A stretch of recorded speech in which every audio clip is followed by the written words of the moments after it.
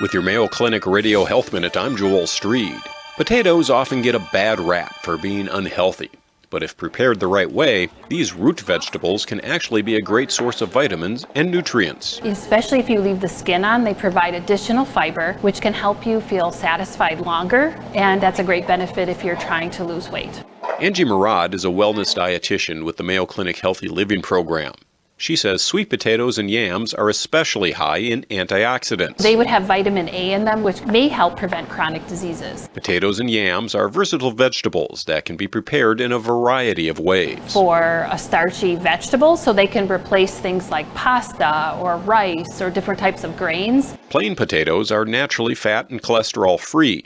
Preparing them with butter or sour cream will significantly boost calories, fat, and sodium. For more information, talk with your healthcare provider or visit mayoclinic.org.